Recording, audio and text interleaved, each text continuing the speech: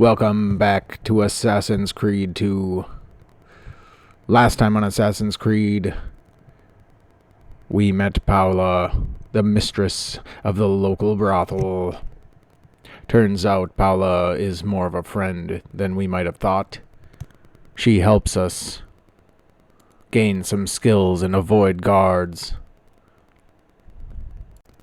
After we were done with Paula, we went to Leonardo, who fixed our hidden blade. Unfortunately, Leonardo had some unwanted guests, and we helped him by dispatching said guard. After that, we found some glyphs and deciphered some codes to see small clippings of videos. These videos don't make much sense yet, but hopefully soon we'll know what they mean. For now, we'll continue watching Ezio on his main quest. After searching for treasures and viewpoints, we can head back to the brothel, so we can find out what Ezio did next.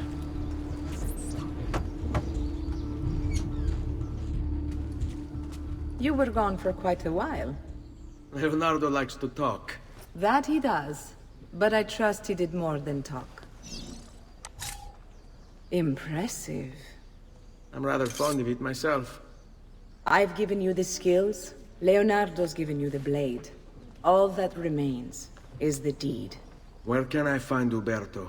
According to my girls, he'll be attending an unveiling tonight of Verrocchio's latest work. It will be held at the Santa Croce cloister. Watch over my mother and sister while I'm away. Of course, Ezio. As if they were my own.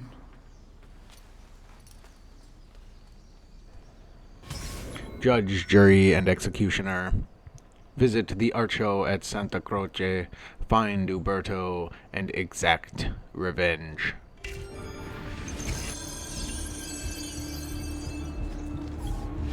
Uberto Alberti, trusted friend of the Auditore family. According to the history books, this guy was a saint. He prosecuted murderers, rapists, the worst criminals. One of the best lawyers in Italy, he won every case, in spite of the fact that he was self-taught. Now, I found a back door into the Templars' database server. I've been combing it for some kind of smoking gun. I found it. Apparently, Uberto's family was evicted by the Medici Bank. Uberto's been aching for revenge ever since. And the Templars promised him support. Ezio's father was standing in the way, and Uberto was jealous of his influence over the Florentine government. Two birds with one stone, isn't it? It looks like Uberto used his election to the Signoria as his opportunity to strike. Uberto Alberti, date of birth 1416, profession Gonfaloniere di Giustizia, executioner of ordinances of justice, traitor. So it seems that Uberto actually didn't have anything against the Auditore family. They just ended up getting in his way, and so they needed to be dealt with. Of course, if it was known that Ezio's father was involved in the assassins in any way, it sounds like the Templars would have dealt with that one way or another. So perhaps it was all just part of the plan. But with the knowledge that we have, we can now make it to this event and take revenge for our brothers and father.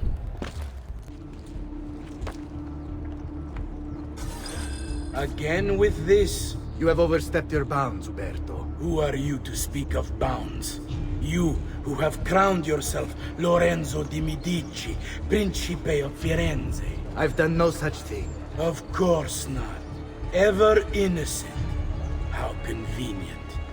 At least now we see how far your reach extends, which is to say, nowhere at all. It has proved a valuable lesson for me and my allies. Yes. Your allies, the Pazzi. Is that what this is about? Be careful with your words, Lorenzo. You might attract the wrong sort of attention.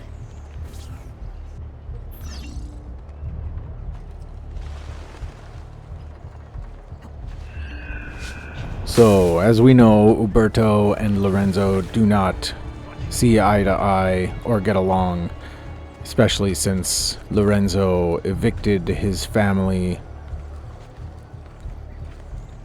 So, as to not alert the guards, we're going to try and climb the building and get in through the rooftop.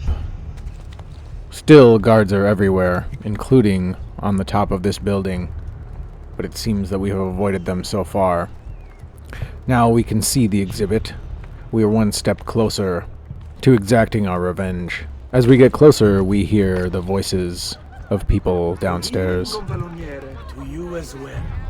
I trust you're enjoying yourselves.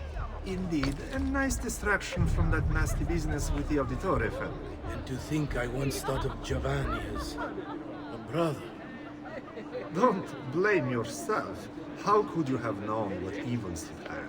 I say we strike that traitor's name from the record books. Let history forget he ever even existed. Yes, I should. If you'll excuse me for a moment.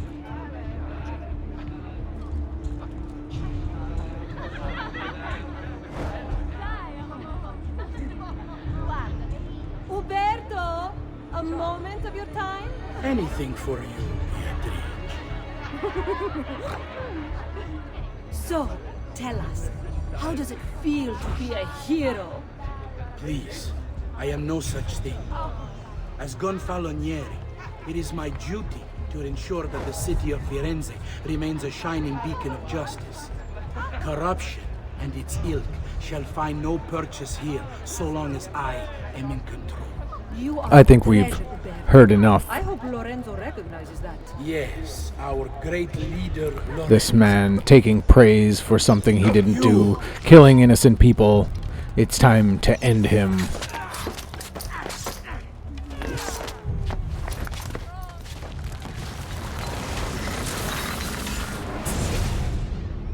You would have done the same. To save the ones you love. Yes, I would. And I have. The Auditori are not dead! I'm still here! Me! Ezio! Ezio Auditore!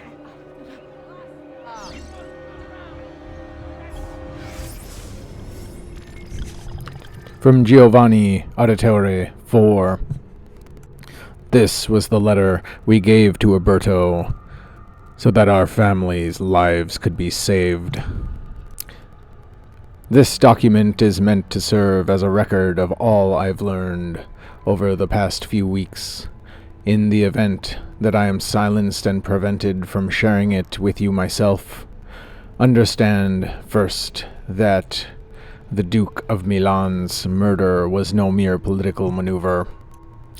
Rather, it is but a piece of a conspiracy that reaches far beyond Firenze, counting members in Roma, Venezia, and Forli, to name but a few cities.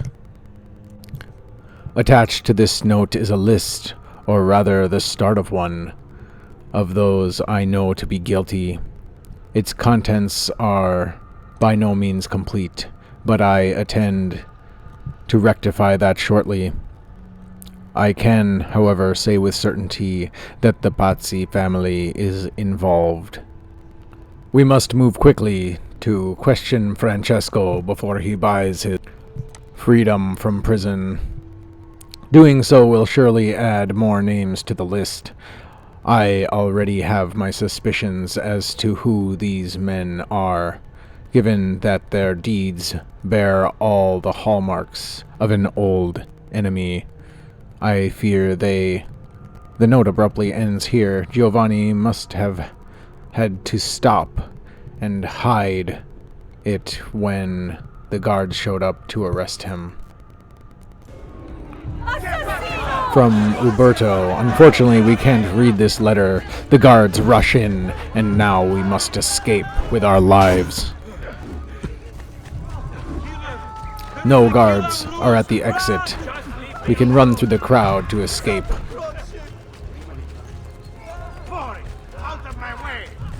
Once we become anonymous, we can read the letter Uberto had on him.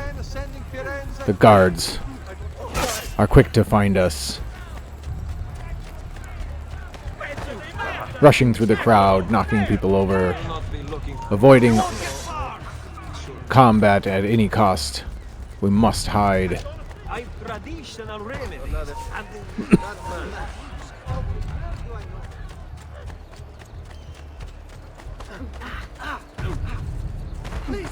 Making our way through the streets, we finally outrun the guards and complete our quest.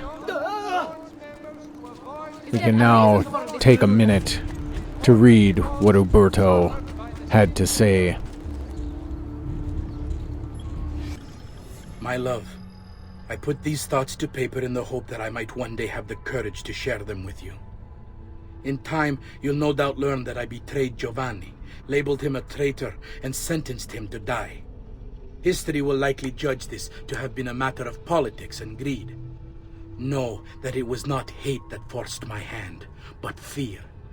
When the Medici robbed us of all we owned, I found myself afraid. For you, for our son, for the future. What hope in this world for a man without proper means? They offered me money, land, and title in exchange for my collaboration. And so this is how I came to betray my closest friend. However unspeakable the act, it seemed necessary at the time. And even now, looking back, I see no other way.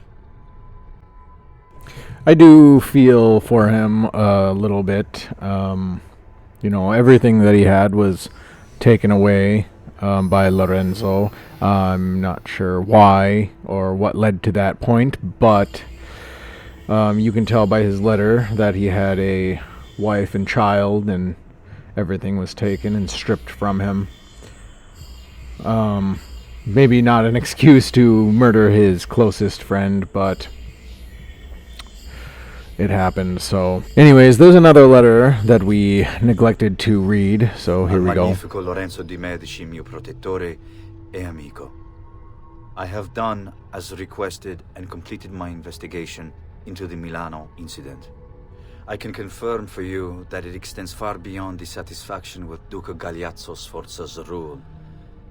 It is my belief that other parties, desirous of far greater gains, manipulated events in such a way as to achieve their goals without being revealed themselves. Lampugnani, Olgiati, and Visconti are guilty of the crime, to be sure. And they have met fitting ends for their betrayal. But several other noble families are implicated as well, our own Francesco de' Pazzi among them. Their cause and motive is not yet clear to me, but initial findings indicate a plan, the scope of which is sure to disturb you. Best we continue this conversation in person, as I am hesitant to put my suspicion to paper. Reply with a place and time, and I will meet you there. I have also ordered Francesco be held by the Gonfaloniere until we can clear up this matter. Yours in confidence, Giovanni. Unfortunately, the Gonfaloniere was Uberto, and so Francesco was most likely set free almost immediately. That's it for the documents that we can read, so it's back to the mission. Avoiding the guards hot on our trail, we've made it back to the brothel to speak to Paola.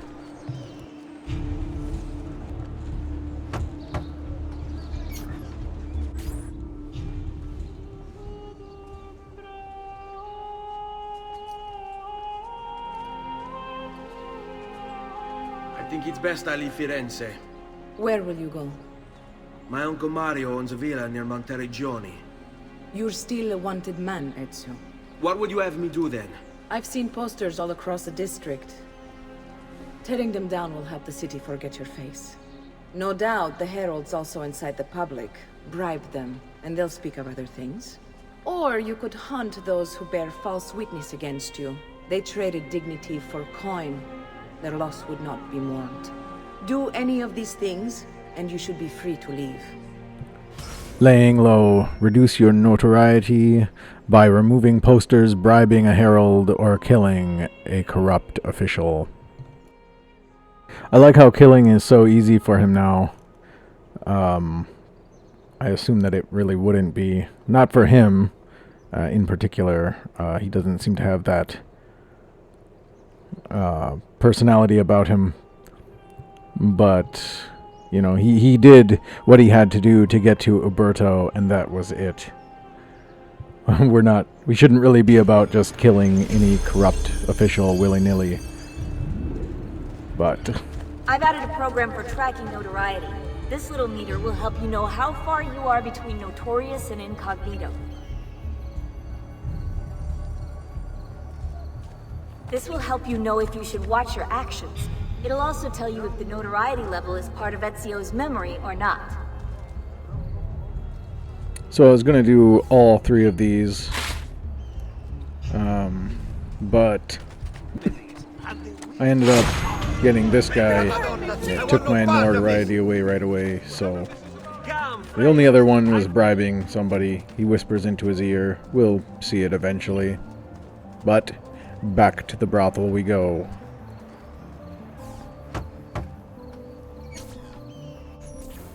Bentornato, Ezio. Were you successful? Yes. Madre? Ezio! Where have you been? They wouldn't let us leave. And Mother, oh, she hasn't spoken a single word since we left the house. Father will need to sort things out. Where is Father? And Federico? And Petruccio? Something's happened. What do you mean? No, it's impossible. Claudia, No. I did everything I could, Piccina.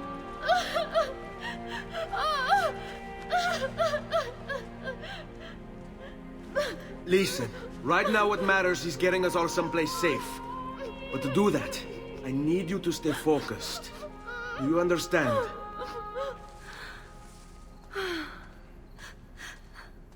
Good. Will you watch over Mother for me?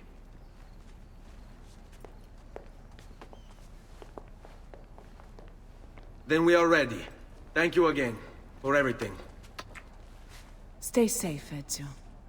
Stay vigilant. I suspect the road ahead is yet long. Arrivederci.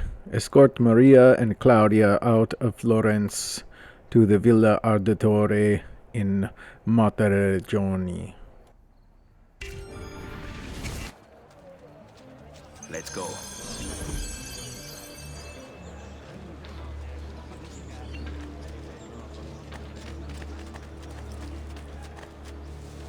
Men of honor, raise your flag on... I can already tell those music guys are going to get in the way and be very annoying.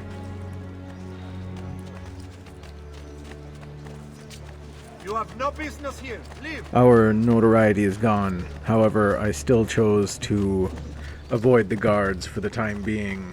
I'm not sure if they'd recognize Mother and Claudia.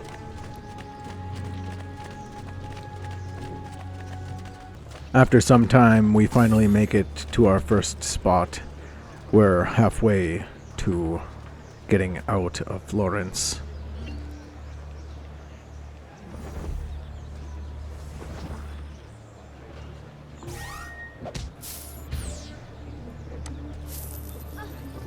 Gold! Where'd that come from? Gold! Where'd that come from? After tossing money, it seems that most of the civilians and guards clamor and climb over each other to pick it up. This is a Very good distraction.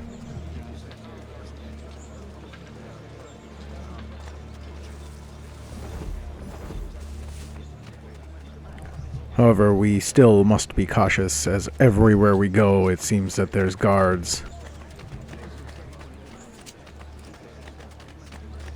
After walking through the city, we finally get to the gate. However, it's heavily guarded.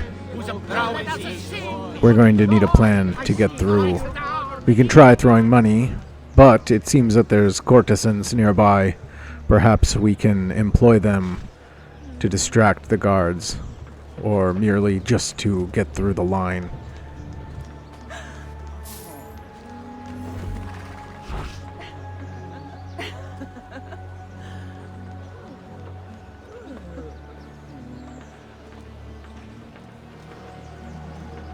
Let them have it.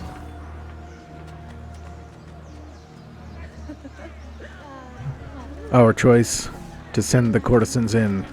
They do their jobs excellently, distracting the guards and allowing us to slip past unnoticed. How could this have happened to us? I don't know. Will we ever be back? I don't know.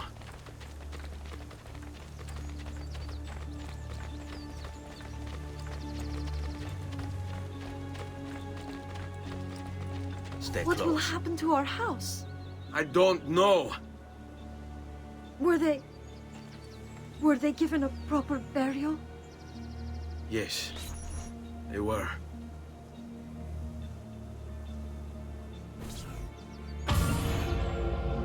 Was he just lying to make her feel better, or did he actually witness their proper burial? Either way, that will end today's episode. Thank you so much for watching, and please come on back and join me for the next episode. Comment, like, subscribe, all the buttons, you know what to do. Have a good one.